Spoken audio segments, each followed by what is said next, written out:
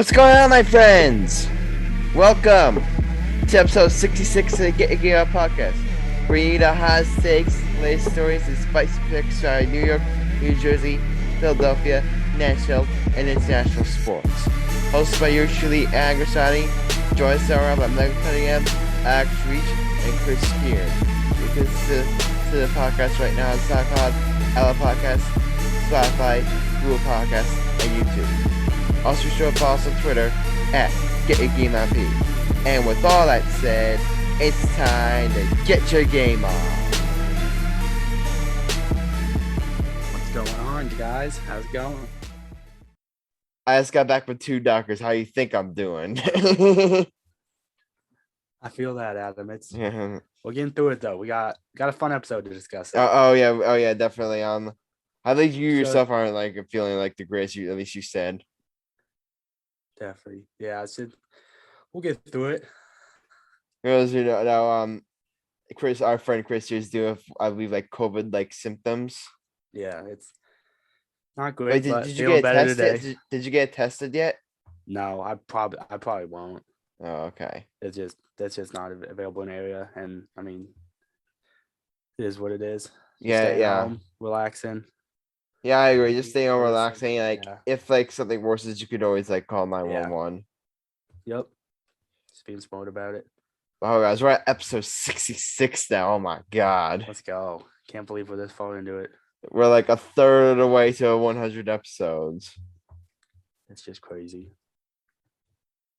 I would make kind of like an evil joke about this being episode 66, but we need one more 6 added to that. Maybe we'll get there. Maybe we'll get there. Do you guys know what day, like what month and day we started the podcast? Let me go. Let me look back really quick. I can look back right now. Hold on, give me a second. I feel like it was. I know it was in early March. That's my guess. I thought it was like just before March Madness and whatnot. But I'd like it was after the Super Bowl, so I knew it was in something like that. Yeah, I'm just curious. We could. It said it was 10 months ago, but it hasn't given me the specific date. Okay. Stupid. I mean, yeah, let me try Apple. Maybe Apple will be more useful. Let me see here. Our first episode was March 5th, 2021. Okay. Sweet. Well, that was our introduction episode. That was episode 0. Like, episode 1 was March 8th. All right. That's sweet. Sounds good. All right, guys. Well, you know what we're starting off the show with? We asked at the end of like our last episode, would the Giants fire Joe Judge? And I believe you, Chris, said you said they weren't. And I said I don't know. And our friend Michael said they would. And guess what? Guess who ended up being right? Michael Cunningham was right. The Giants have ultimately fired their head coach, Joe Judge. And I'll give my opinion on this as a Giants fan. Like, I honestly think, I think it was the right move because I said you've heard me preach about this podcast. I mean, it's pretty. I can't really speak on it anymore without being kind of unoriginal, but I said before they need to clean house from top to bottom. Not just with Dave Gettleman gone, but with the head coach, the coordinators, with the major changes in the front office. Like they need to make serious organizational changes. I feel like letting go of Dave Gettleman and Joe Judge was ultimately the first step in doing just that. And do I feel kind of bad for Joe Judge? Yeah, I kind of do because it was his first gig. It was his first gig, and I honestly thought that he was just put in it was just put in a situation where he wasn't necessarily really the root of the problem. He was just a symptom of the problem. Joe Judge and all the nonsense we saw from the end of the season and how poorly the Giants played, that to me was just a symptom of a much deeper rooted problem with with how the organization is right now, which hopefully ownership and John Mara is finally starting to address. So it was ultimately the right move, but ultimately, guys, I don't know about you, I do ultimately wish Joe Judge all the best going forward. Definitely, yeah. Like you kind of hit the main points. Like I think we all agree this is probably the right decision. Mhm. You would at least a better decision for them because like if he like maybe deserved another year, but like if they felt this was the best thing for the team, you like that's a move you have to make, especially if they want to give Daniel Jones another year with a different coach and a little bit different system, depending what other move they make. I mean, they have a lot to decide with when they get the new coach, manager, and all that stuff. They'll have to decide on Daniel Jones. That'll be one of the first decisions they have to make, or one of the most important, at least they'll have to make ultimately. But just, yeah, I wish Joe Judge the best. I don't think he obviously didn't get the results he wanted in New York. I mean, it was a weird season. He obviously didn't do a great job, but I mean, he's going to get a good assistant job next year somewhere. So, and maybe he'll get a shot to be head coach again in the future. But yeah, definitely wish him the best still. Yeah. Like I like personally as Judge, I don't really have like any like really like feelings of malice towards Joe Judge. I kind of have a little feelings of malice towards David Gilman, but that's a different topic altogether. Yes. That's a different topic. That's understandable. I mean, I mean, did you guys see this post from All-State President of Burke of the Record, NorthJersey.com?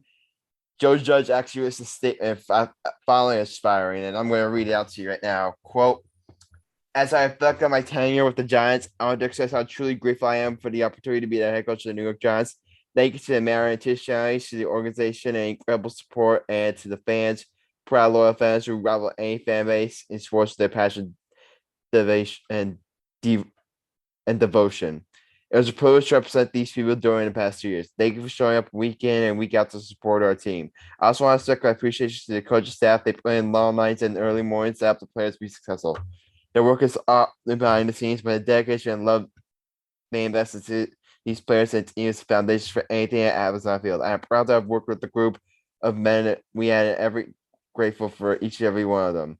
Finally, to the players, both present and former, thank you. To the alumni players who helped invest in our program, thank you for believing and helping develop these young men. You set the Giants standard and you continue to lead the way. To the current Giants players, thank you most of all. When I became the head coach, I said that we would all ask you to come in and get everything you had every day, and you did. I'm so proud of you, grateful for you, and I believe in you. On behalf of my family, we leave New York with the ultimate gratitude for the community, the organization, the people, and the team. Thank you. Like I said before, I feel like as much as I got on Joe Judge like towards like the end of his tenure, because like there was some things that he was doing that I really gave to the media, like going off on Washington, going off on like Pat Shimmer, going off on everybody. Like I have ripped up for that, but I feel like that was just more of a symptom of just how broken the Giants organization is right now. I feel like that was just I said before that was just more of a symptom of a much deeper problem. The only way for them to like really move on was like to ultimately let go of Judge. I feel like this was best for both sides because for all you know, like even if Joe Judge does become a really good head coach somewhere else, he wants to go become a head coach with the Giants. I don't think there's any real world where he could have succeeded with the Giants because like I said before, they need to like completely clean up, which we are gonna get to like in a couple of minutes. But just talk about like Judge right now. I just feel like I said, like I really like I don't have any ill feelings towards him, and I really just wish him all the best, like in his future endeavors. Definitely, yeah. It'll be fun to see where they go next. Yeah, and that's what we're going into. And I feel like that's what we're gonna get into right now is the firing of Judge John there actually released a statement like actually talked to the media, and he said that there are two things that I took away from it. Number one, did you hear this quote? When he was asked like, is this like the most embarrassed he's been like as like owner of the Giants? He said yes. That's the you know me. I've killed John Mayer on this podcast in the past, but that quote that was what two quotes to me that really stood out. Is that he's acknowledging that the Giants they've hit rock bottom. He's acknowledging the fact that they've hit rock bottom. In the past, I feel like John Mayer at times was just they were and the Giants in general. They still thought that they were this like heritage franchise, that they thought they view themselves like the Packers or like the Patriots, and they view themselves even then they view themselves as above teams like the Jets or the Jaguars or the Lions or the Texans. This season we learned the Giants are no better than any of those teams. If anything, they're worse. Right now, they are worse than all those teams. And I tweeted out. Did you guys see this tweet? I tweeted this out. The first step is getting out of rock bottom is acknowledging that you've hit rock bottom.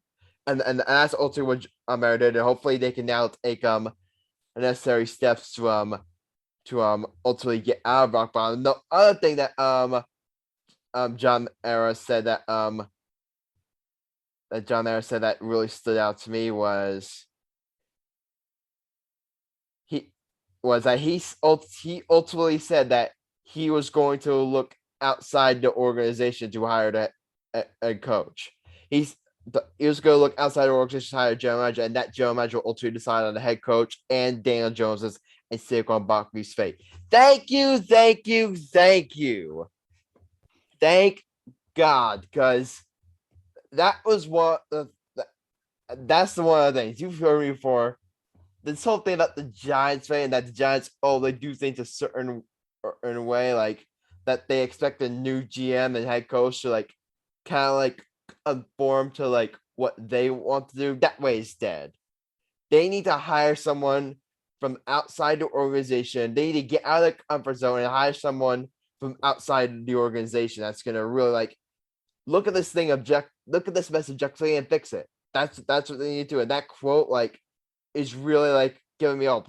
I'm not saying that necessarily that John Mara or Chris Mara or any of those people can't necessarily have says, but ultimately whoever the new general manager they hire, that's the guy that should have the final decision on all things football operations. Definitely. That's how you have to do it nowadays. I feel like that it's better to have it that way set up within a franchise for sure. I mean, it'll be interesting to see how quickly they can come about a general manager decision, because a lot of these teams already interviewing coaches and whatnot. So interested to see how quickly the Giants, because I feel like most of these teams have GMs already. I don't know how many GM openings are there? There's not. I'll have to look.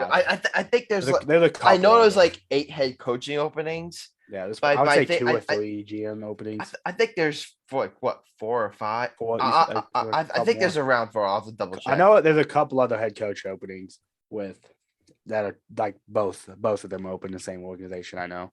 But yeah, it'll be interesting to see, because we've heard a lot of other teams already like request to interview coaches, like multiple coaches already getting interviewed and whatnot, getting set up for that.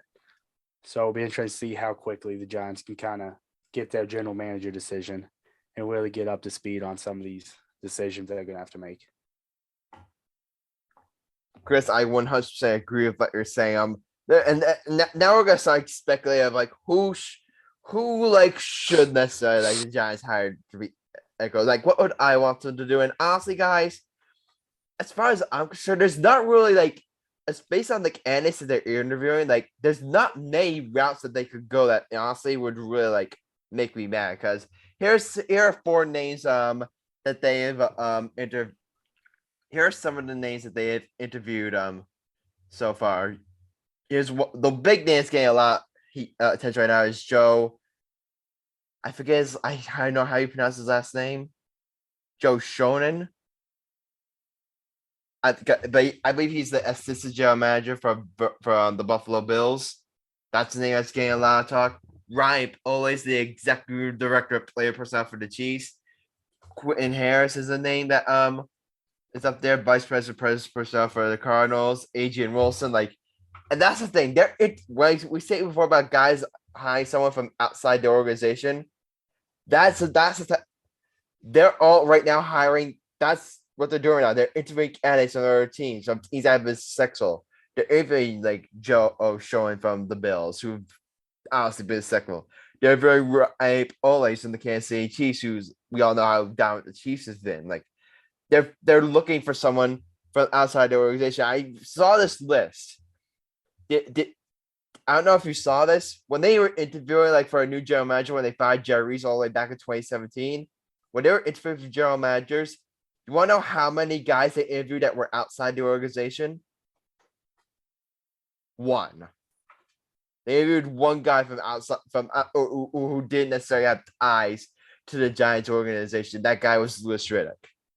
Everyone else like had eyes like to the Giants in the that interview during that time had eyes to Giants. So this is great that they're interviewing a lot of guys from outside the organization, which is exactly what I wanted to do.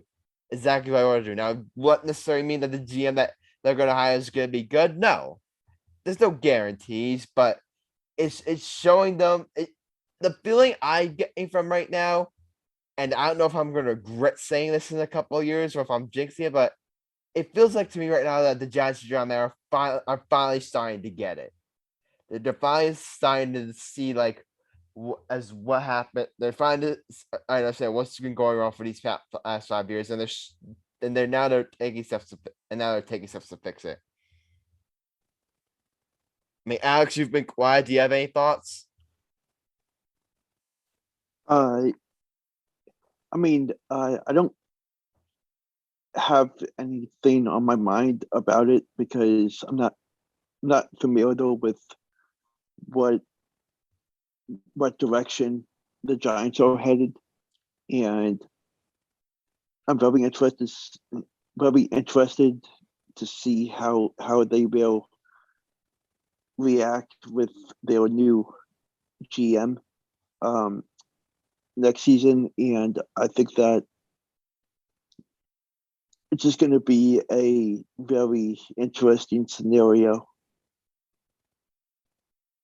It's definitely going to be very interesting. The Giants. Speaking of Joe Schoen, they completed their interview. They interviewed him. What was it on? They interviewed him. I think it was Wednesday. I think they interviewed him on Wednesday, and now they're interviewing more candidates. And apparently, right now, guys, the way I'm looking at it through Giants Twitter, it seems Joe is kind of like the favorite right now for the job. At least that's since I'm getting. Now I could be wrong, but if the Giants hire Joe Schoen, I think I honestly would be happy because I'm looking at his resume. So you see like what he's done, like what he's helped do with the Bills. I believe he's had a major part in scouting. He's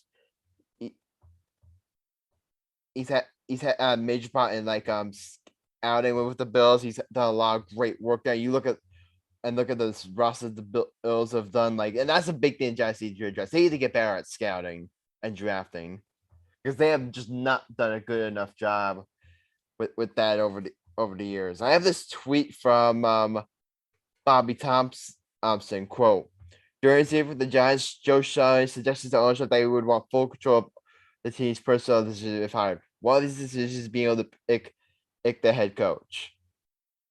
And that is honestly probably, I think that's another big reason why Joe Judge was ultimately let go. Because once the Giants announced that Dave Gettleman was retiring and they started doing all these interviews like for candidates, I'm sure all those candidates were like, I want to bring my own coach. Like, I don't want to stick with Joe Judge.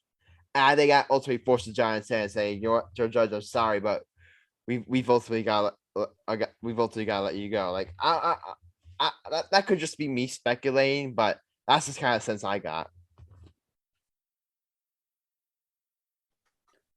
Definitely, yeah, I agree with what you're saying there for sure. Yeah, definitely. Yeah, I mean, I don't know what I don't know what else is. Now, as far as head coaching is concerned, I mean, similar to the general manager, there's not really much they could do that could like disappoint me. I mean, honestly, the big name out there that I've heard is Brian Flores to come to the Giants and I would like that because you're getting a guy who has a resume like for the head coaching job. Like, I personally would like them to. It's just like personally bringing in a guy that has had success like in the league before, or that you're not necessarily like taking a chance on in other words, I would like to bring a guy with some sort of a resume because we saw Brian Flores, we saw what he did like in Miami after that all start they got into, and then they went on that run. Like Brian Flores is a guy with a resume. More than four, he's a Brooklyn guy. He grew up a Giants fan. Like that's a big move. That's a like, and bringing him back and to Kern to coach like the team he grew up rooting for. That would be like an insane that would be like an insane storyline in my opinion. Now we're starting, but the one thing Cunningham is concerned about Brian Flores is, Chris, actually, did you hear all like the news that came about why the Army apparently Brian Flores go? Yeah, I've heard. Long A story lot of short, those him and stories. Tua didn't get along. That's putting it Yeah. mildly. Yeah, that was kind of always the interpretation I got. I believe I said it in the last podcast. My interpretation was the front office chose Tua over Flores. Yeah. And it kind of seems like they had more issue than maybe we kind of envisioned they did during the season. But I'm honestly not completely shocked. I mean, it'd be weird that he straight up say some of these quotes that they're saying he did, which I don't know if I believe them. And also, but yeah, and I can understand Brian Flores feeling that way. Like if he did what Tua like that's fine. But apparently he was like cursing Tua out. And did you hear this report from Mike Lombardi?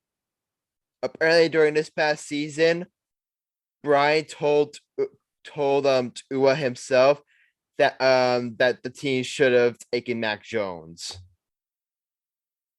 I mean, that's putting it nicely. The quote that I said was, "If I knew you're going to be this crap, basically, we would have taken Mac Jones."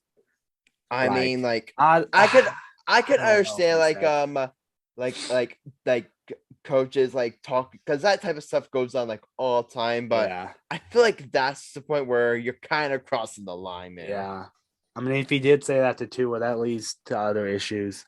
Like if you say that in person during the middle of the season, your quarterback like that can't happen. I mean, it's tough. I mean, if that does happen, what does a team like the Giants, do they really want a guy like that? I think it depends. Also, it depends on what they're going to do at quarterback. Yeah. Like, because if that's true, and they're going to bring in like a Brian Flores in, then Brian Flores is ultimately going to have a lot of say in who the next quarterback is going to be. I'd at least assume. Yeah, I also think with Flores, like he's obviously a good coach. I love Flores, and what he did in Miami, definitely some great stuff. But I think for him to have success, I think you'll need a really good offensive coordinator. I mean, which is the case with most defensive coaches, but like I feel like for him, they'll need an offensive coordinator that can really gel with your quarterback. Yeah, speaking of offensive guy, one guy that I've also had my eye on is he's been rumored to like be in the mix for like to finally get a head coach's job forever now. I mean, you know him well. He's your offensive coordinator. Eric Bieniemy is a guy that I think the Giants should consider. He's definitely been a good leader for us. I'm not sure he's gonna. I feel like it's almost past him ever getting a job. Unfortunately. It'll be interesting. I do think the guy deserves a shot. I definitely think he deserves a shot. But he does.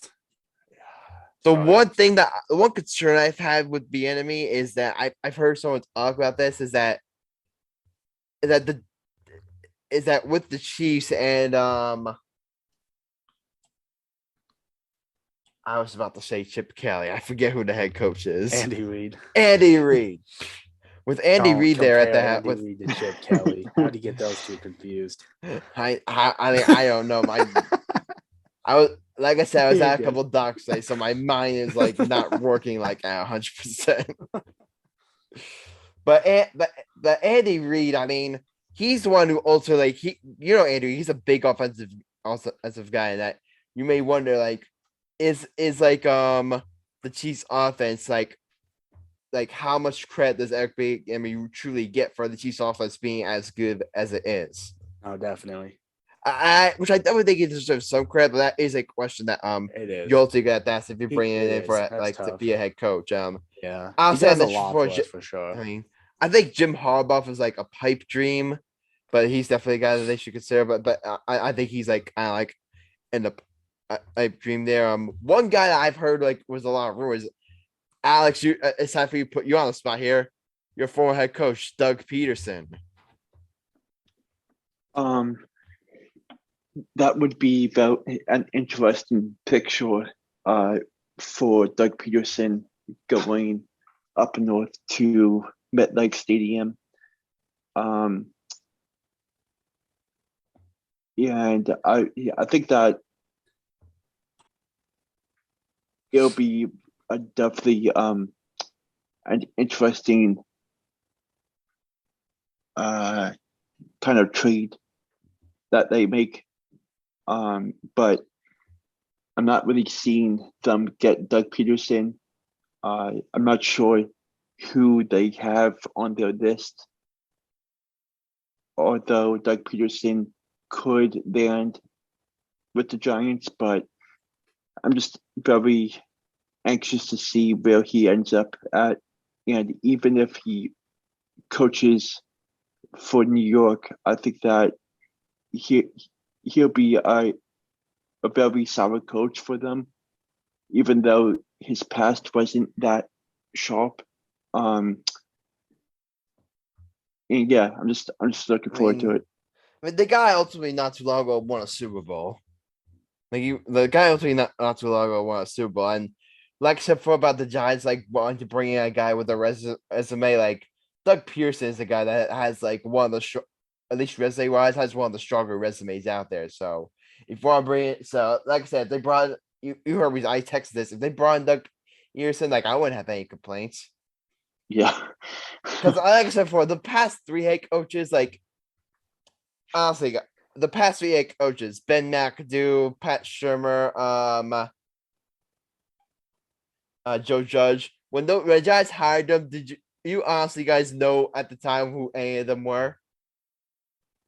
No. I knew like very little about them because Joe Judge had been a really successful assistant with the Patriots, but McAdoo I didn't remember at all.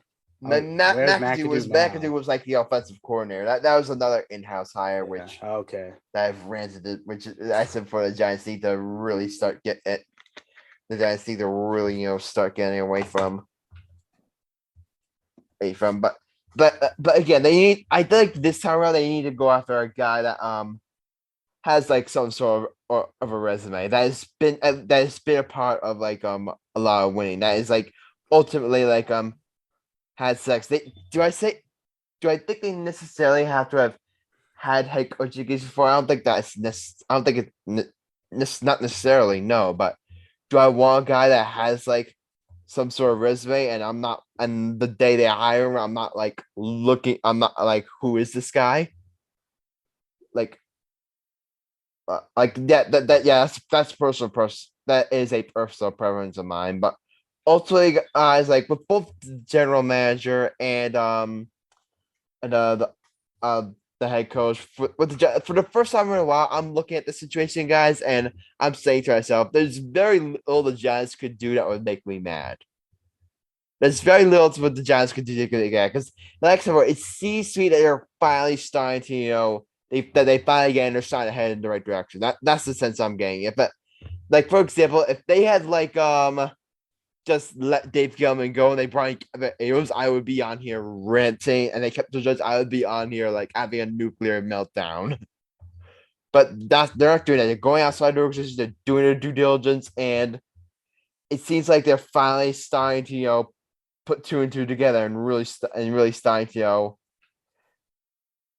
really hopefully start really getting this team like right here. Because the only head coach is the thing. I heard some whispers that he was available.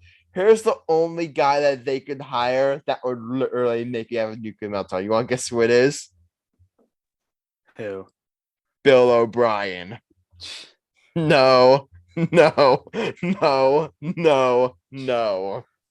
Please, tough. That would be tough.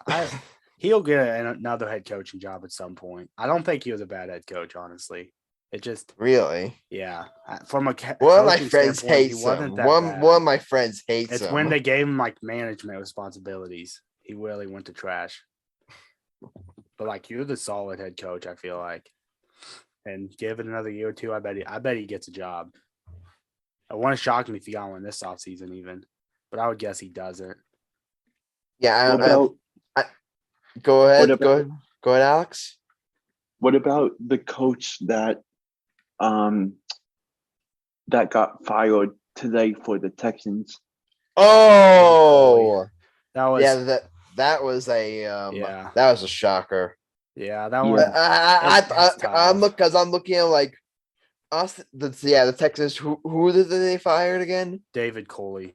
I like him. Texans fired David Cole, and my reaction says that what do they expect the guy to do? Yeah. I mean, like, yes, the record wasn't good, but he got them to play hard. Like the team clearly played for him. I don't see why. Like I don't understand why they ultimately. That's one of those decisions where why would you? I see both sides of it. It's one of those like situations like kind of similar to Flores where there had to have been something going on behind the scenes. Yeah, I don't. It's just like if you don't think Coley's your guy, then you have like it. Like I get you, he deserves more time, but like if you don't think he's your guy, you don't want to waste another season with him. Because like it's tough though. Because almost feels like nothing he could have done could have won them over. But then again, why did they hire him? It's a whole interesting thing, but.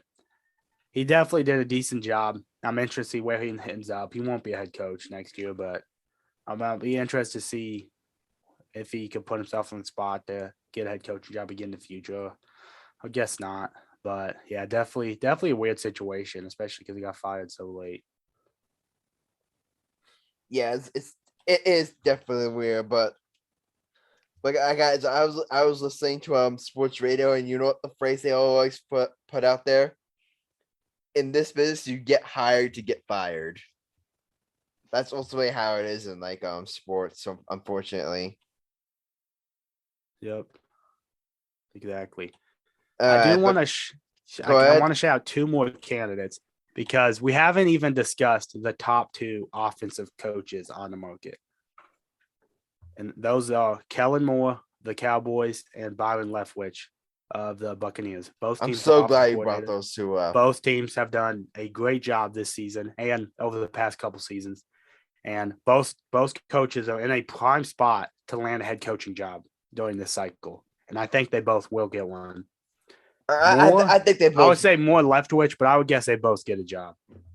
I think they both get a job. Leftwich, I think like is definitely a guy that would definitely get a job.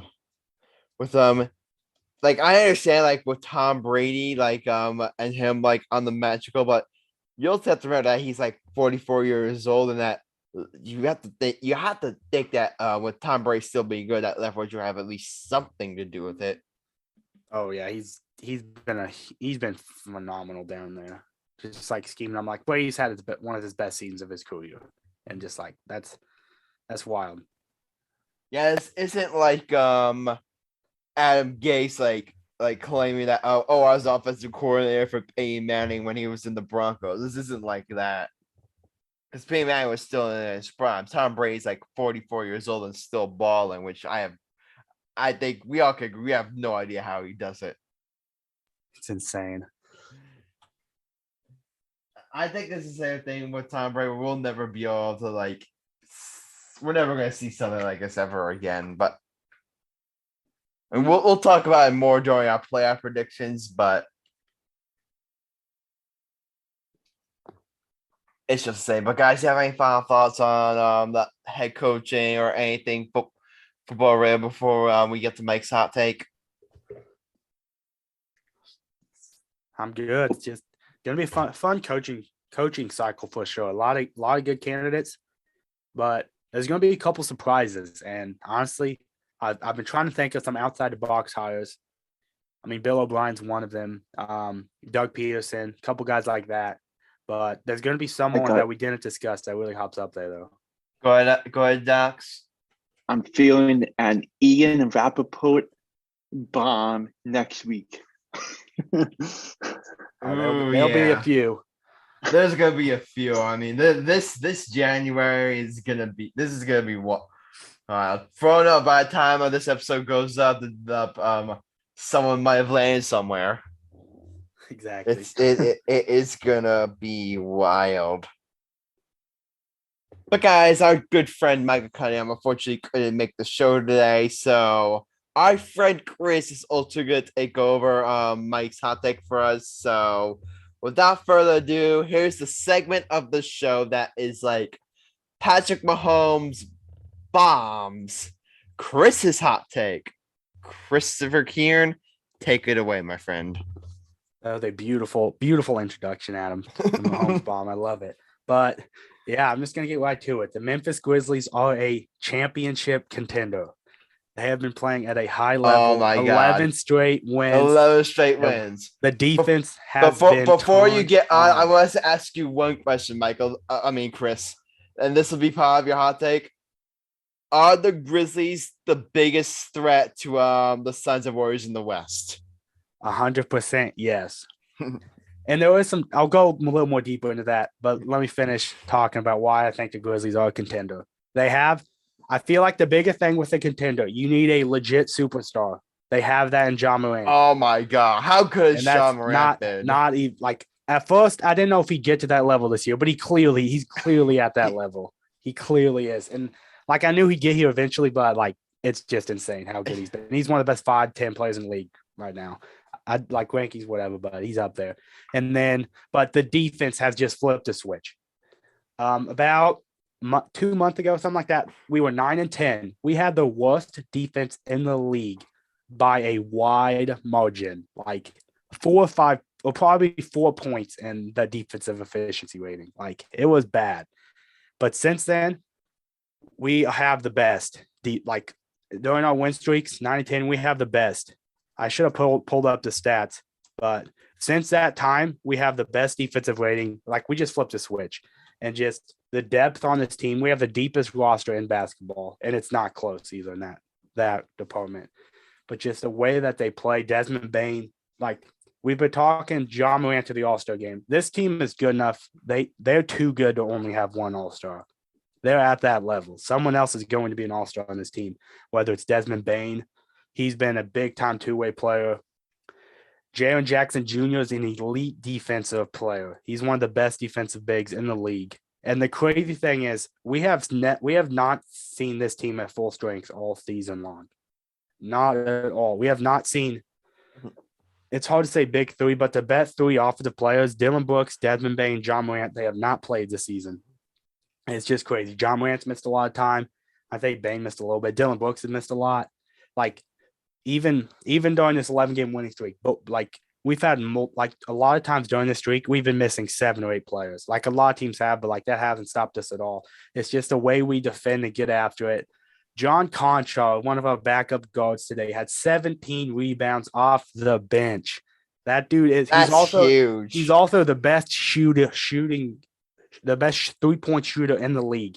He barely doesn't qualify, so he's technically not first in that stat. I don't know how far he's not from qualifying, actually, so maybe he's not close, but he takes a couple of games, and he's like 49%. I saw stats since like November. He was shooting over 60% from 3. Like, it's just crazy how good he's been in that department. And he's like a 11th or 12th man. Like, it's insane. Like, we just have so many guys who get after it on both ends of the floor. And a night like the Timberwolves, they shut down Ja Morant. They absolutely did not let him get to his spots. He didn't shoot the 3 ball well. They really made him uncomfortable, but it didn't matter. He was just dishing to his teammates, threw a few lobs to Zaire Williams, got him rolling. Brandon Clark got a couple lobs. When this team gets out in transition, like you're not beating them when they get running, getting second chance looks. But the one thing that does worry me a little bit, we know in playoff basketball, the games get slowed down a little bit. Not a little bit, a lot, I'll say. Like the pace slows down. And that's not Grizzlies basketball. And I'm not super concerned about it. But this team is at their best when they're getting off and running. So that's one aspect that worries me a little bit. But this team definitely, because we've been saying it's a top 3 in the West. It's close to the point. The Grizzlies are probably – the Jazz have like legitimate major flaws. We talk about Rudy Gobert getting exposed in the playoffs. He's not the issue. They can't defend nobody outside of him. Like the rest of that team is atrocious defensively. Like, I don't know the numbers, but one of the worst defensive teams. They're just getting blown out without him. Like it's bad to watch. Like, it's not good basketball. Like, he absolutely carries them defensively. And we saw the Warriors without Draymond, they're getting punked. Like, these teams rely so much on their main guys defensively. And excuse me, the Grizzlies do it collectively. And it's just, they just really get after it on both ends of the floor. And it's fun to watch. Oh, yeah. I mean, you mentioned before, like, how, like, when they started out bad defensively and then they flipped switch, you got to give Taylor Jacobs a lot of credit for that. Like, that's a very well-coached team. Like the Grizzlies.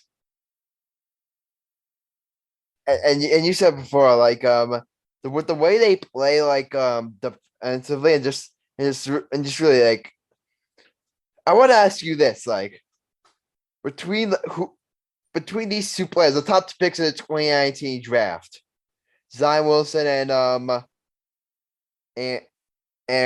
John Morant, who's better? Who should you say is better right now?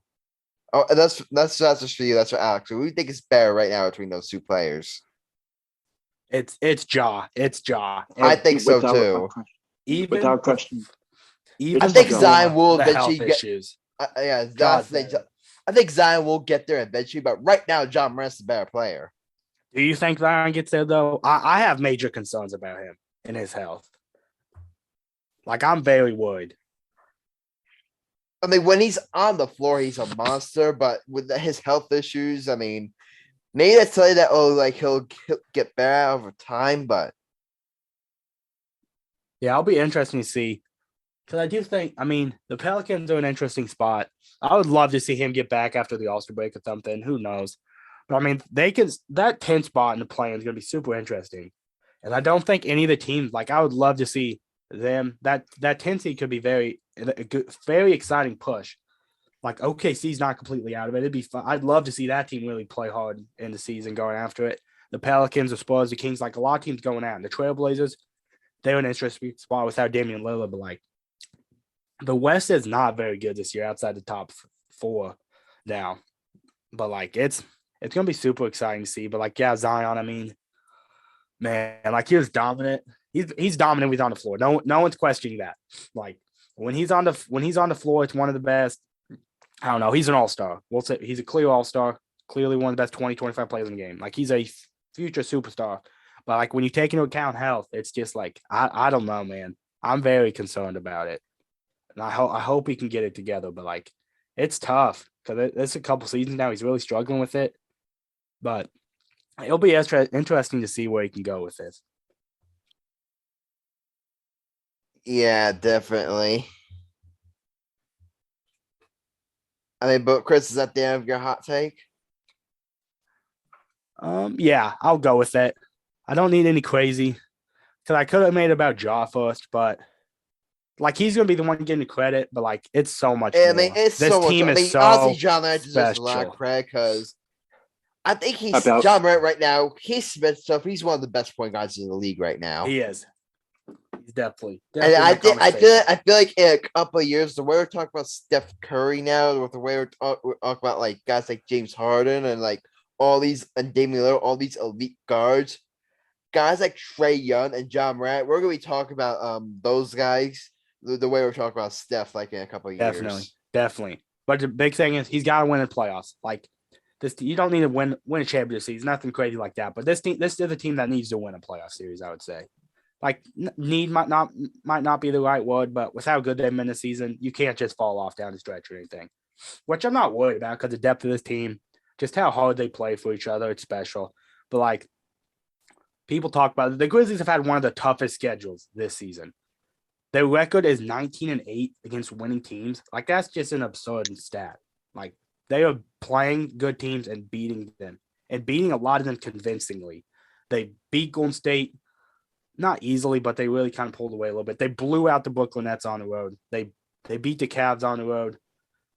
They beat Golden State twice this season. They beat the Lakers a couple times. Some of them convincingly. Like they have beat really good basketball teams, and it's just crazy to watch. And I'm excited to see how long they can keep this rolling. Because like a cold stretch will come. And tonight they didn't play well. They did not shoot the ball well. I saw a stat tonight. I didn't verify it, so if I'm wrong, I apologize. But they were like their percentages and shots. They weren't their 3-point percentage was like 23rd, and their free throw percentage was like 29th during their winning streak. And they're still winning games, which is just crazy to me. Like, they're not shooting the ball well. Desmond Bane has not shot the ball well recently. But, like, it hasn't mattered because guys are just stepping up each and every night. And just on nights, I want one quick shout out and I'll be done. But Tyus Jones is the best backup point guard in the NBA, and it's not close. Patty Mills is close. I lied. But Tyus Jones is the best backup point guard in the NBA. Alex, go ahead. Okay, I got a bold prediction for the Grizzlies for their next 2 games. Go ahead. They will snap their 12-game winning streak next Monday on MLK Day. Really? Who are they playing? Chicago. The Bulls. I can see it. I mean that's. I mean they're at home though. That's the game I can see. They them would winning. provide us some. They would give us some fits, like position wise. Oh, Like here's DeRozan and another stuff. one. Here's where I think you guys will be in trouble. Next Wednesday, the 19th, you have the Bucks on the road. That's gonna be a tough one. The thing is, like, we can look and project when they lose, but it hasn't mattered who they. It hasn't. It that's the thing, hasn't though, mattered. It hasn't mattered. It hasn't yet. mattered. Like, they've beat a ton of good teams. Let me pull this up real quick. They beat Like the their 11 Nets. game They win beat the streak. Warriors. Like, it's just crazy who they've beat. They've beat every good team in the league this year, but just on the winning streak. The Warriors at the Lakers is still a good win, even though the Lakers have been playing better recently. They won 4th straight before we beat them on the road pretty easily. So I'll still count that as a pretty good win. You won in Brooklyn, in Cleveland. You beat the Lakers twice on his streak, and you won one in Phoenix. Like that's crazy. It's not like they've had easy games during the season. I get Detroit was one bad team they played, but everyone else was at least decent. Like, it's crazy. Like I definitely guess they lose one of the next few. Like, they have a tough stretch coming up. But, like, it hasn't mattered. So, like, I don't go to any game like thinking, yeah, if we lose this, it is what it is. But, like, they're not scared of anybody. Like, you may have seen the tweets and memes about, the Grizzlies. Let me put it this like, way: LeBron was the getting mad. Grizzlies are playing so good right now that you yourself as a Grizzlies are thinking like, there's no team in the league that you look at and say, oh, they can't beat that team. They're so good that they could beat any team in the league on any given night. 100%, and especially in a regular season game, like in a 7-game series, is definitely a handful of teams. They'd be like, I like them over the Grizzlies. But like in a regular season, no matter whose court you're playing on, when a team plays this hard, like that wins you a lot of basketball games in a regular season. When you're like this deep and the energy which they play with, like a lot of times you talk about skill and whatnot, but like energy level wins you a lot of basketball games in the NBA. Definitely. Like, it's really changed. Like, the culture is just insane. Like, they have a lot of tough games coming up, but it's like, just keep playing basketball, and if you lose one, it is what it is, but like, don't let it get to you.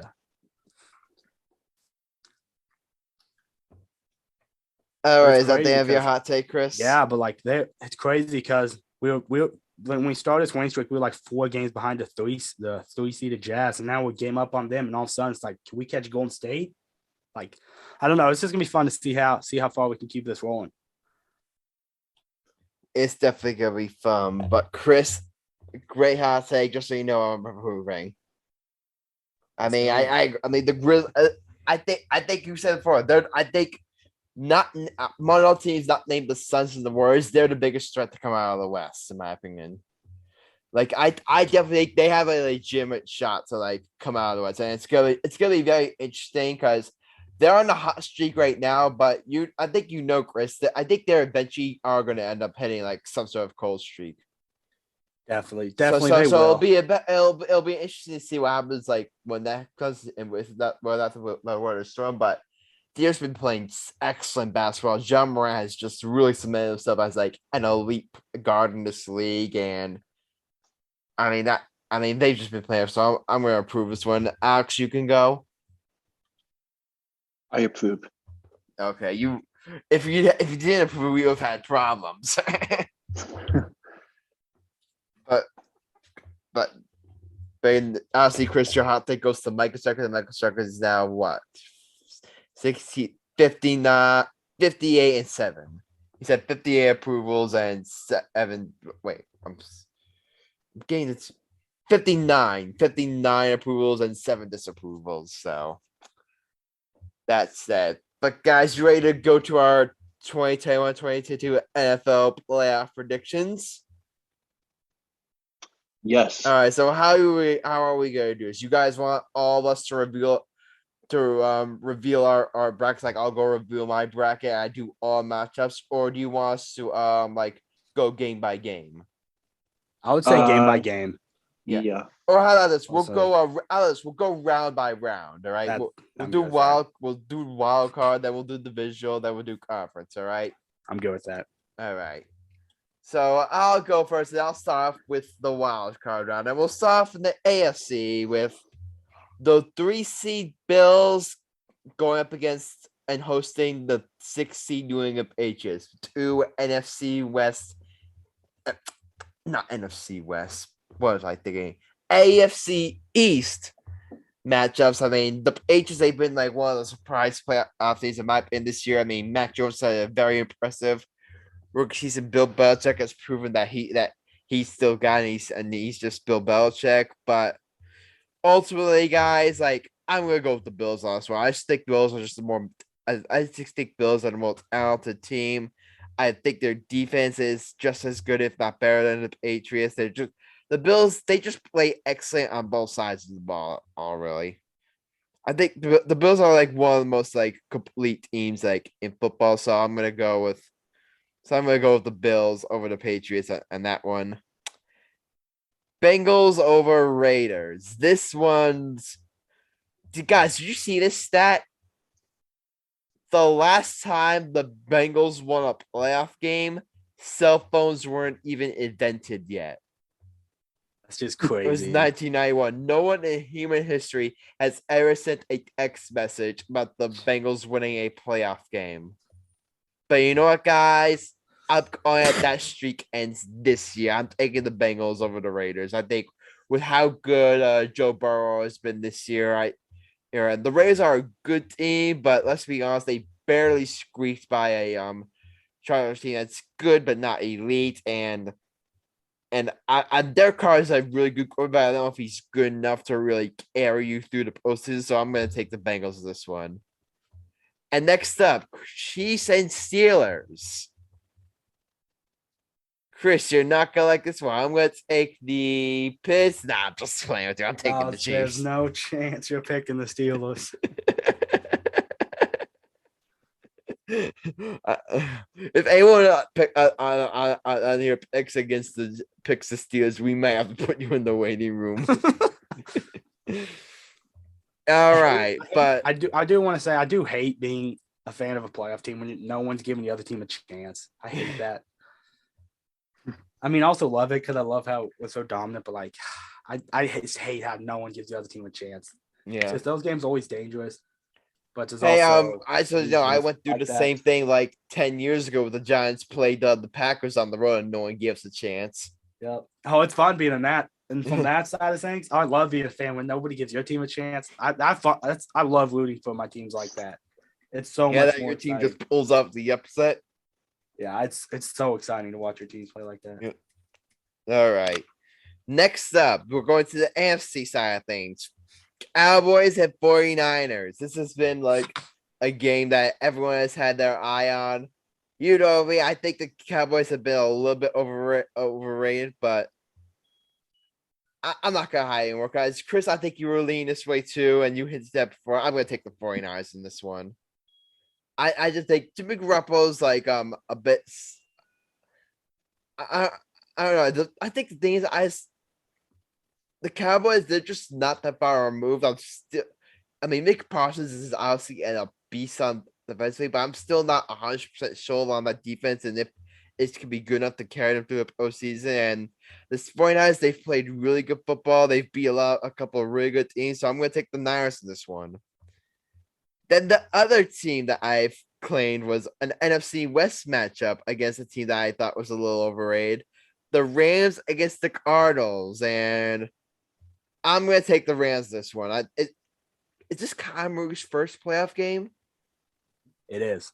It is his first playoff game. So I'm just not, so right with this being Kyler Murray's first playoff game and Cliff Kingsbury's first playoff game. I don't know. I don't think they have that postseason experience yet. They're going up against a really loaded Rams team. Matthew Stafford has had an unbelievable year. I mean, and their defense, the Rams defense, is one of the better ones in the league. So I'm gonna take the Rams this one. Last but not least, it's Tampa Bay Buccaneers over the Alex's Philadelphia Eagles. Alex, you're gonna love this one. I'm gonna take the Tampa Bay Buccaneers. I got you there, Alex, didn't I?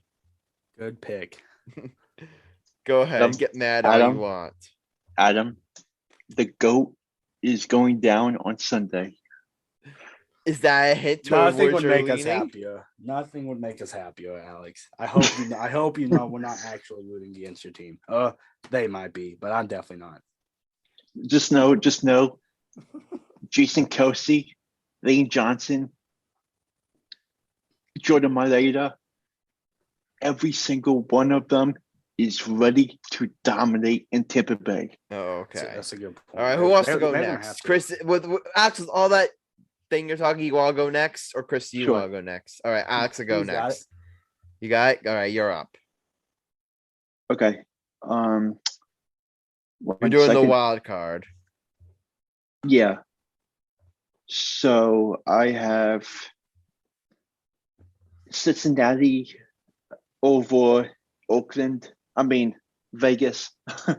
It's easy to get the two mixed up. They even changed the logo, so it's kind of easy to get the two mixed up. Yeah. I have Kansas City over Pittsburgh. Smart man. Buffalo over New England. I have Arizona over the Rams. Oh, so we disagree on that one. Interesting. I have San Fran beating Dallas. And major upset, the Eagles beating Tampa Bay.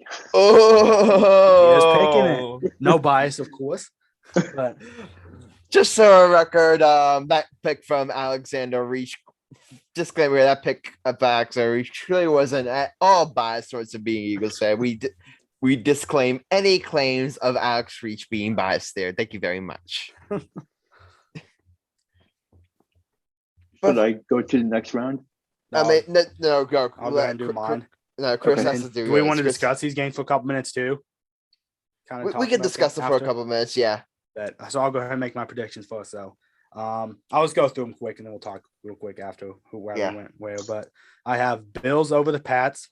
Well, it was not an easy pick, by the way. Bengals. That's not an easy one. That could go either way. So Bengals over Raiders, Chiefs over Steelers. So we're all unanimous in our pick of the AFC. Interesting. Definitely. I don't like how I'm picking San Francisco over Dallas, but I don't love how a lot of people are picking that way, and it worries me a little bit. Because I don't want to feel like I'm counting out the Cowboys, but I'm counting out the Cowboys. And then this one, we've talked about it, how we didn't think the Cardinals were trustworthy, but the Rams have shown nothing to make us believe in them either. I want that on record. I'm picking the Rams, but Matthew Stafford has not been good down the stretch. I'm very worried he is not going to perform in the playoffs, which pains me because I'm a huge fan. Yeah, I'm worried about Stafford in the playoffs, big time. And then the Buccaneers should roll the Eagles. Like Alex mentioned, the Eagles O-line, they're going to have to be dominant. And even then, it's going to take a lot. But if they're dominant and they can dominate the trenches, which, I mean, that's one of the strong suits of the Bucs teams, unfortunately. But they're good. The Eagles have the. I feel like they have the people up front to kind of go at them a little bit, especially with the offensive line. So if the offensive line could have a good game, they could keep this somewhat close, and anything can happen in the end of a close game. And the Eagles secondaries need to be on their A game. Definitely. Neither team's secondary is great in this department. Yeah. What's the spread on that game? It's It's gotta be Tampa double Bay by digits. 8.5. 8.5. That's it. The That's Chiefs a is like little low. I 12 and think a Tampa half. Bay will cover I that. thought Tampa Bay's would be close to the Chiefs because Chiefs was -12 last I You saw. said -12. Like I if thought that Bucks was would be up to it -12, I there. think the Eagles would cover. But 8.5, I think Tampa Bay's Yeah. covering that. That's a low spread. All right, you guys want to move on to the Yeah, can I ask divisional you guys round? one question real quick? Go ahead. So I think you mentioned what I said, but what do you guys think about the Pats' chances winning in Buffalo? I believe it's going to be a snowy game again, like they It's had. gonna be a snowy game, but the Patriots, they're not exactly like. I mean, the Patriots, they've played in snowy conditions before, so you think that wouldn't affect them much. But I mean, I feel like I feel like that game's just so hard to predict because I think the Bills are the more talented team, but at the same time, like you can never really bet against Bill Belichick. It's always a Definitely. risk when you're betting against Bill Belichick. Definitely. I just looked at the weather for Sunday night in Buffalo. 5 to 8 inches expected. Jeez.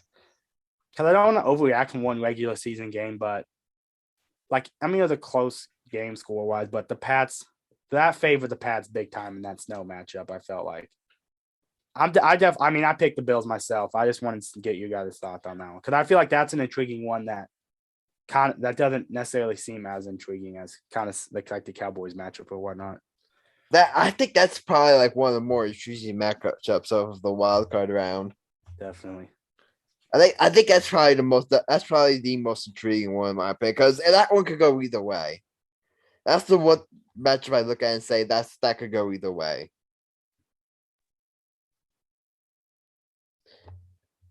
I mean, also I think I do think Rams and Cardinals would be pretty entertaining. That I think that game will probably be a close one too.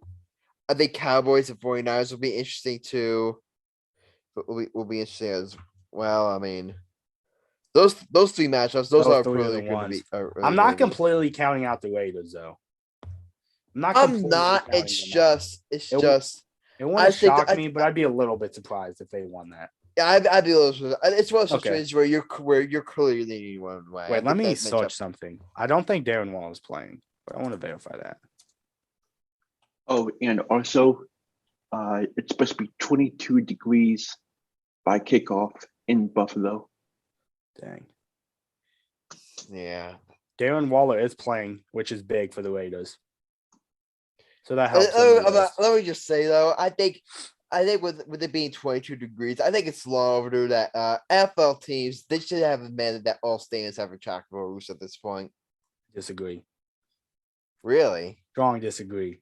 Arrowhead is special. We are not switching it ever. Oh, okay.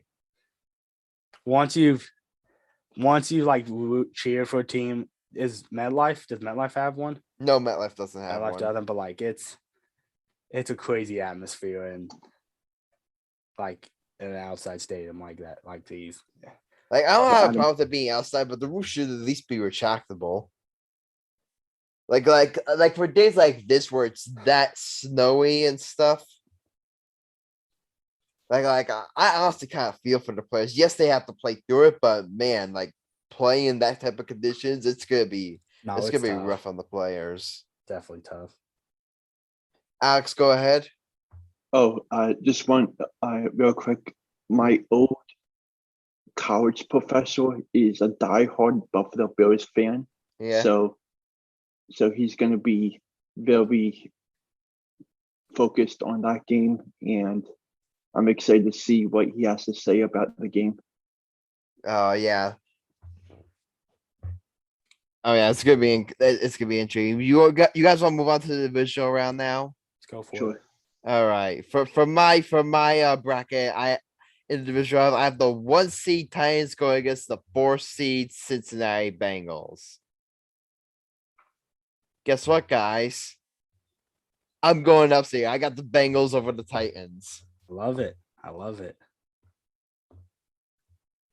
feeling might not love this next pick though. Yeah, I feel like Joe Burrow's gonna have like a monster postseason, and I think I have that feeling too. Which the scares guy. me a I mean, little bit. I don't know if you guys have looked, but Joe Burrow's like really like near the top of. We were debating before about who's better, Joe Burrow or Justin Herbert, and initially I thought like hands down was Justin Herbert. Look at these stats. Joe Burrow has 30. Look at Joe Burrow, 34 touchdowns, 4,611 yards. I mean, the guy has just been insane. Now Justin Herbert's numbers have been slightly better, but Joe Burrow is like no slouch. Burrow has been big time this year. And like the whole team's in it with him. Like it's all about how you're playing down the stretch, and they're playing as good as anybody. They're playing as good as anybody. So when you're the type of team that's playing good down the stretch. Yo, guys, we have a challenger has a road. What's going on, Michael? Yo, he showed up. Let's go. Special guest. I missed the guest.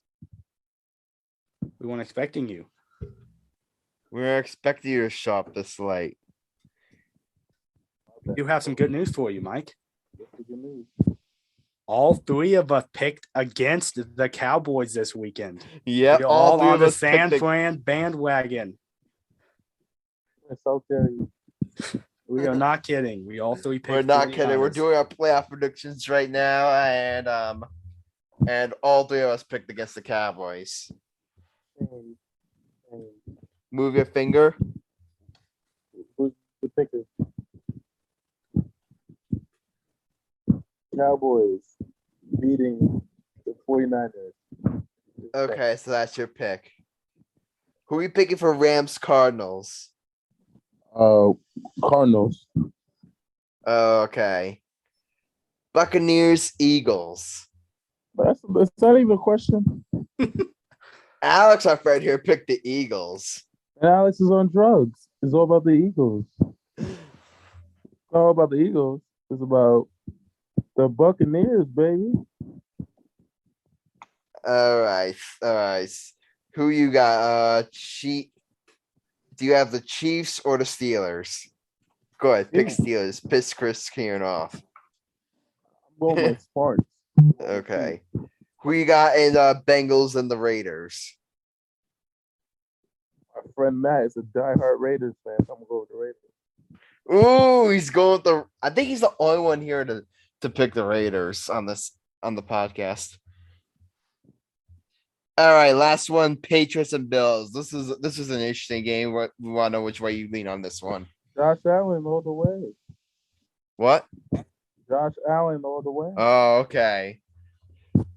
So are you guys? We are unanimous in two of our picks: Bills and Chiefs. Those are the only two we're unanimous on. At I least bet in the against first. the Chiefs. Change my pick to the Chiefs because Chris always bets against my Cowboys.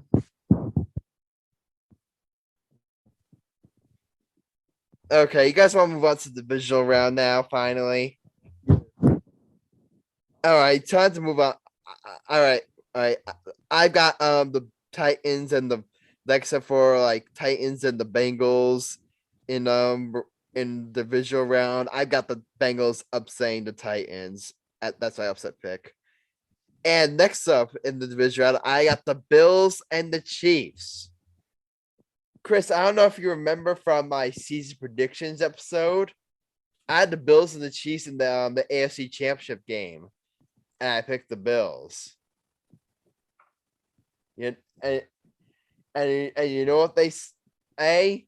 If it ain't broke, don't fix it. So I'm sorry, Chris. I'm taking the Bills upsetting the Chiefs. You.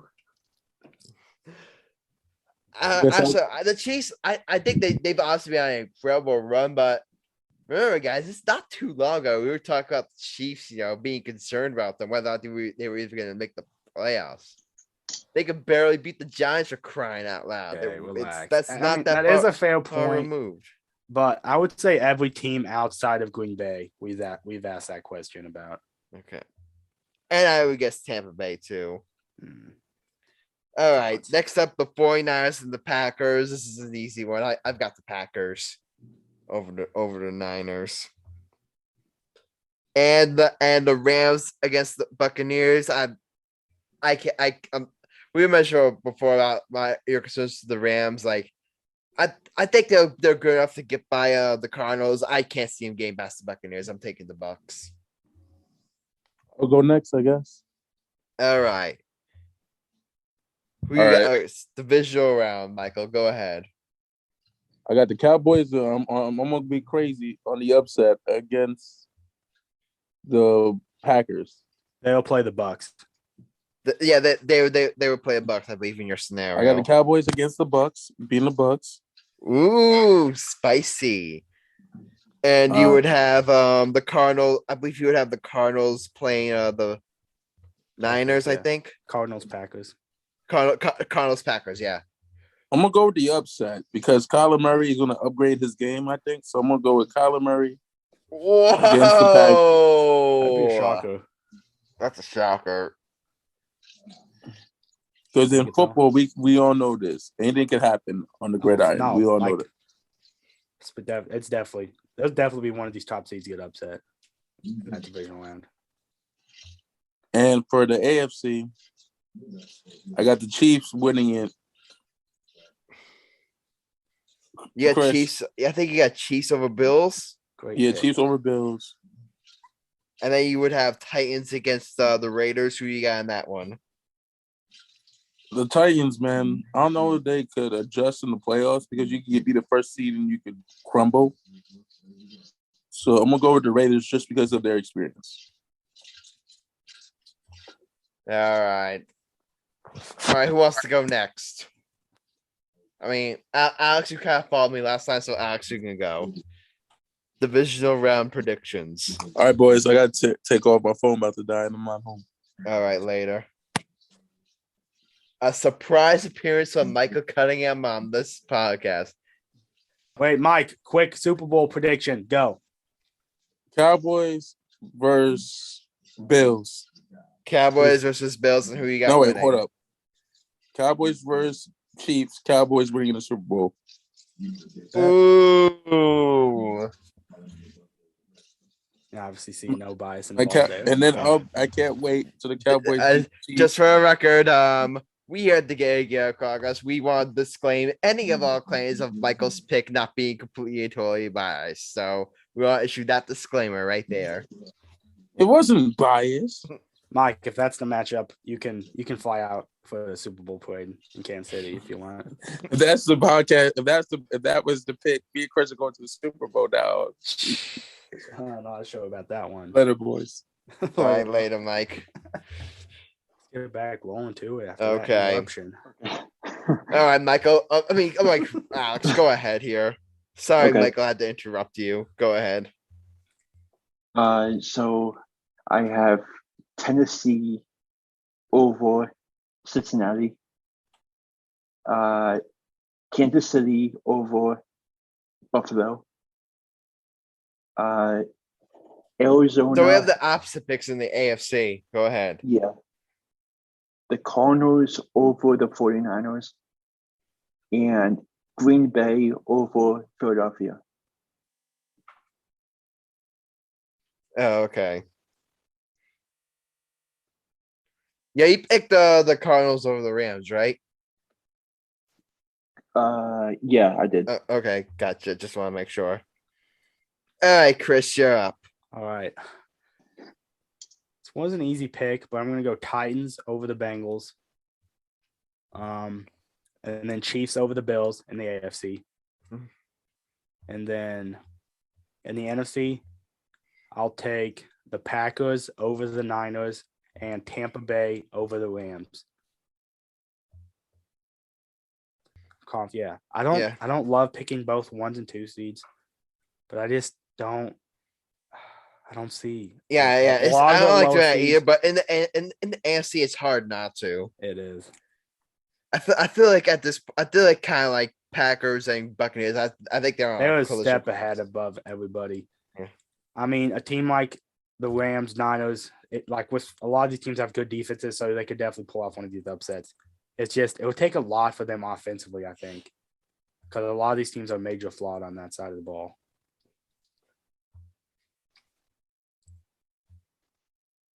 All right, AFC and NFC championship prediction time, boys. In my scenario for the AFC, I've got the Buffalo Bills going up against the Cincinnati Bengals, and the Packers going up against the Buccaneers. And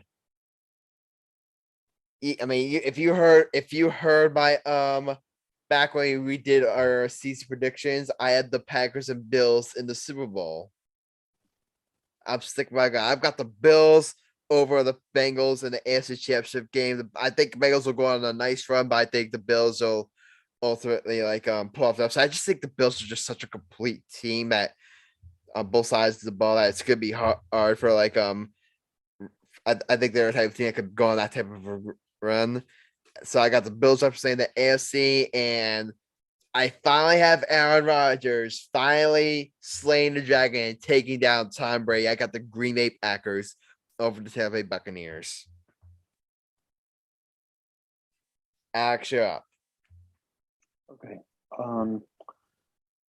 So I have Tennessee winning and beating Kansas City.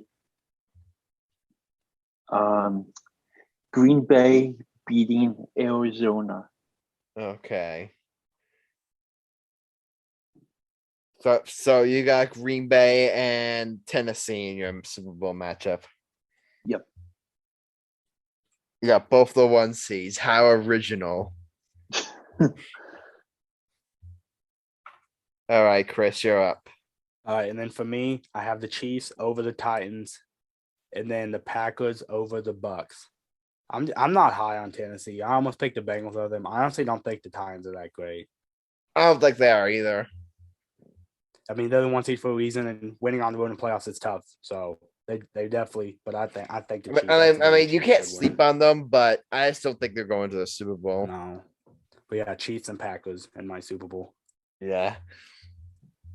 So if you guys remember from our MLB predictions, actually, one last minute change Mhm. to my Super Bowl. Okay.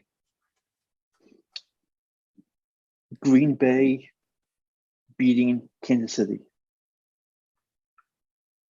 You got Green Bay winning the Super Bowl. Yep. We didn't even do our Super Bowl predictions yet. Oh, my bad. But Oh, did he have the Titans? He had Titans over Chiefs, I think, though, didn't you? Yeah, the I Titans had- over the Chiefs.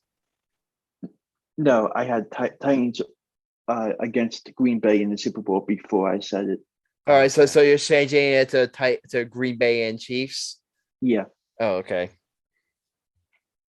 Got 2 people saying Green Bay and Chiefs, and 1 person saying Green Bay and Bills. So if you guys know, back when we did our baseball season predictions, I initially picked the Atlanta Braves to win the World Series for our season predictions. Then during our playoff predictions, I changed it, and the Atlanta Braves ultimately won the World Series. Guys, I'm not making that mistake again. I originally picked the Bills and Packers to be in the Super Bowl all the way back when we did our NFL season predictions. I picked the Packers to win the Super Bowl. I'm stick with that, guys. I got the Green Bay Packers winning it all. I think this is the year Aaron Rodgers finally gets his second ring. It's a root for a while. When is Aaron Rodgers going to get his second ring? We've been having a discussion for a while. When is the Green Bay Packers going to do Aaron Rodgers justice? When is the Aaron Rodgers going to get his second ring? I think with the way Green Bay's been playing football this season, I think this is the year it finally happens.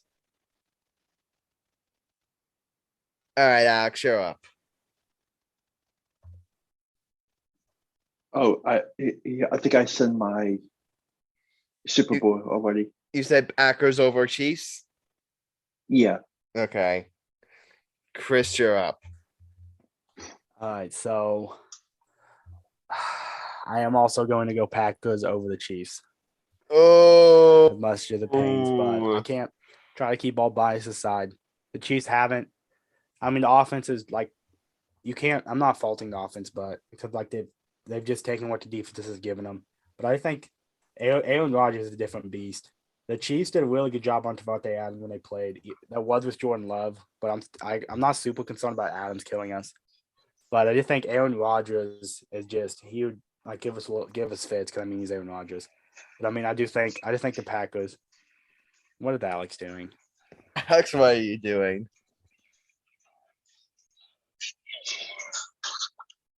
Go, Pack, go. Okay. Go Bucks, go Bucks. Go Bucks, go. Go Bucks, go. Tom Brady's gonna get his revenge on the Eagles. Oh yeah, Tom Brady's about to get Eagles revenge. Yeah. I'm being a non-biased fan. Alex just trolls. It's QB1 time. Jalen Hurts, baby. No. Just sit back, lay down, and enjoy the moment. Enjoy the moment. Disclaimer: Alexander Reach is totally objective and not biased in his takes. Thank you. The Eagles will win. All right. But guys, it's getting late, so we're gonna move on to our bets of the episode right now, if that's good with you guys. To recap last episode, I made the foolish mistake of going head to head with Chris and taking the Warriors over Grizzlies on the spread and Steph Curry on the over. Steph Curry nailed the over, but the Warriors lost to the Grizzlies. Chris, remind me never ever bet against the Grizzlies ever again. And honestly, Chris, he bet the Grizzlies over the Warriors and John Morant on the over in a single parlay. He nailed it, and Chris has now won 3 straight bets since we call him out. Let's go. I do want to say all 3 of them are on the Grizzlies as well.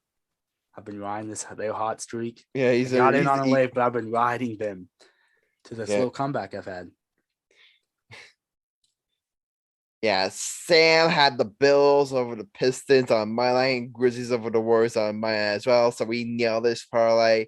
He adds 13.78 points. Chris, you add 28.83 points. And Marcellus won his bet as well. He had the Bulls over the Pistons on the spread.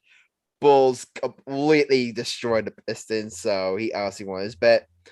But everyone else lost. Alex had the least over the Golden Knights. Villanova over Xavier. Michael had Xavier over Villanova, and Zach Levine on the over. So you two went head to head on Villanova over Xavier. But guess what, Alex? It didn't matter who won that game. Wanna know why? What? You both had the 76ers over the Hornets, and the Hornets upset the 76ers, so that wrecked both your parlays. Don't just love it when both that's of course the 2 of our rivals in this betting contest. We have both picked the same bet, and it ultimately kills their parlays. It's killing 2 birds with 1 stone. I'll stop it right there. But game back, we have a very, very, very interesting standings update here. I don't know if you saw this. Please go ahead. Michael Cunningham remains over near 30-35 record, 379.06 points. But in second place, jumping from 4th place to 2nd place, is Mr. Chris Kern. 30-35 record, 317.75 points. Beautiful. You guys, he's starting to make a comeback. He's starting to come back. Could he potentially threaten Michael Cunningham? Oh yeah. I remain in 3rd place, 28-37 record, 316.83 points. And our friend Alex is now out of the top 3 and back in the bottom 3 where he belongs. 4th place, 26-38 record, 306.28 points. Marcellus is in 5th place, 35-30 record, 273.91 points. Sam's in last place, 28-36 record, 225.90 points. We do have do we have Marcellus' bet yet? All right. I don't think we do. So I'll text him quickly asking for his bet, but We do have Michael Cunningham said he's taking Duke over NC State and Dallas over the 49ers in a parlay. And we do have Sam's bet here if I can find it.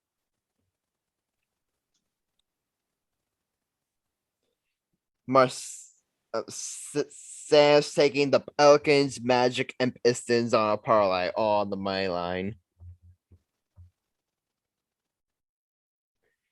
All right, so I've learned my lesson, guys. I am not ever picking against the Grizzlies ever again. I'm on a kind of like I'm on a 3-bet losing streak here, so I gotta like turn around quickly if I want to make a run at Michael and Chris. So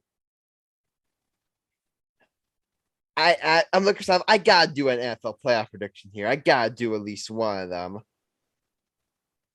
and I'm doing the one that everybody and their mother is happy on this train. So you know what I'm going to do? I'm going to take the 49ers over the Cowboys on my line.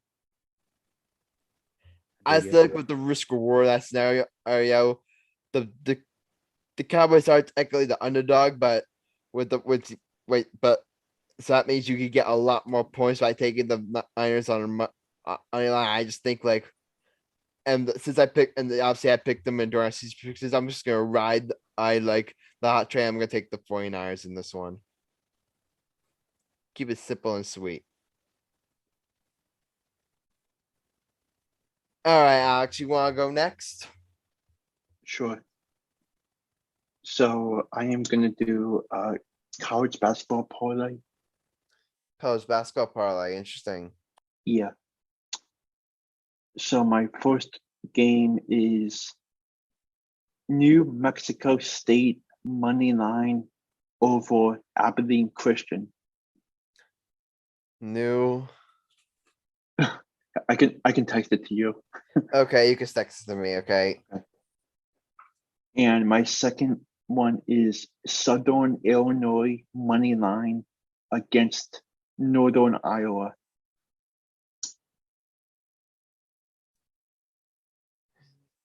Okay. Text me that one too. Okay. All right. Do we have Marcellus's bet yet? He has not texted yet. All right. So Chris, you want to go for him? Yeah, I can go for him. Give me 1 Okay. second.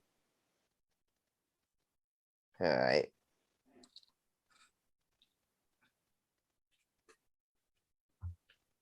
I'll do an NBA parlay, both on the money line.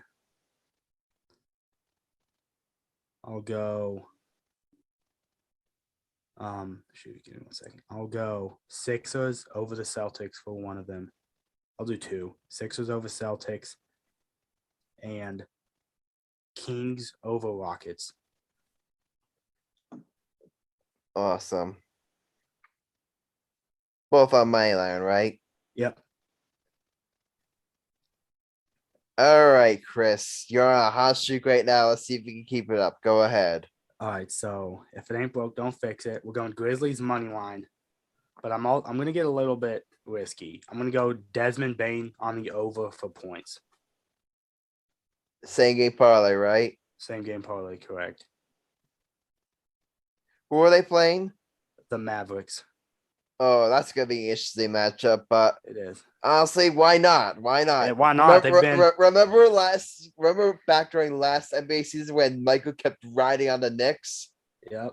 Just keep Why not rolling do the with it. same? Why not give him a taste of Getting his a little own bit risky medicine? with the same game parlay, but I mean, my Bane didn't shoot the ball great tonight, so I figured he'll bounce back tomorrow. Even though he did have 21 tonight, his over/under is probably, I don't know if you've seen the number yet, but it's probably like 18 and a half, 19 and a half. I'll look it up. I'll Not look too it bad. up right now. But either way, 20 and a half, I still think he gets into the 20s for scoring. So yeah, Desmond Bane over on the points, and the Grizzlies win. But yeah, I mean, I've made up a little bit of ground, but I still need more than just straight bets to catch Mike. Yeah, exactly. A few of those. These last three gave me a chance though, so I don't need to go for it all. But if I could get this one to chip away another 20-ish points, that'd be big. Yeah, that would definitely be big. Plus, Michael's struggling. Like, yeah, just a he's- couple more bets put me in a spot where one not super crazy parlay would give me a chance. to pass. yeah, I just need to It's put good. myself in. This- I I want to mean, get within like 50. So one like kind of crazy parlay, but like it's doable. like one Because like crazy 80's not parlay, doable. just But, jump like him. if I can get it to like 40, 50, is it like that parlay is possible at least? Yeah, So I don't have to go exactly. straight crazy underdog. Yeah, just chip away, like chip one away, underdog then and a couple favorites will give me. a yeah, chance. just chip away, then hit him where it hurts. I mean, this is gonna be crazy because remember, I was in first place, Chris was in first place. Wait, like Michael hit those two crazy parlays and just put him on no stratosphere. Yep. We do have a quick change on Marcellus's bet. Okay, what is he He picking? did Suns on the spread. Gotcha. I believe. I don't know who they play actually. I'll check. I believe it was Golden State actually. No, Indiana. Indiana. I like the Suns to cover that number. I do too. It's not a bad number on the road, but yeah, it's not bad. Suns over Paris minus 5.5. Also, Alex, did you text your bets yet to me? Okay, you did. So that's Can I all put- for our bets, and can I that's all put for one this more? episode. Can I put one more to my parlay? Ooh, Alex. What are you doing? Texas money line against What? Iowa Wait. State. Why was this last minute? Texas money line. Texas isn't going to win out. I'm just letting him do it. Okay. Did just so you know, did someone send you that just now? No, Oh, okay. no. Just let him at it. Texas isn't winning it. Chris, do you believe him? Chris, do you believe him? I don't think Texas is winning on the road. So it's Yeah. So I'm even good with if it. even if someone did send them that, probably not going to work. So. But guys, any final thoughts before we wrap up this episode? Go Grizzlies, go Niners. Go Go Grizzlies, Longhorns. go Niners, go Bucks, Go Longhorns. Go Bucks. go Go Steelers. Texans. I'm just kidding. And go San Fran. Yeah, go San Fran. That's the one thing that all of us except Mike and Kern can agree on. Go San Fran. We I don't all even want hate to the be on. Cowboys, but I just want to troll. We all just want to troll Michael on our next episode. We all He's are not just, going to want to hear it. yeah, but guys, that's it. This is episode 66 of the Game Game Podcast. Yours truly, Adam Grassani, Michael Cunningham, Alex Reich, and Chris Kern. If you like what you heard, leave a like and follow or subscribe to the podcast. Also, for our joy conversation, drop a comment or review, and we may feature it in a future episode of Marathon. Those who reduce just fancy. If you match our world, believe in it, and dive in. See you next time, and until then, stay real.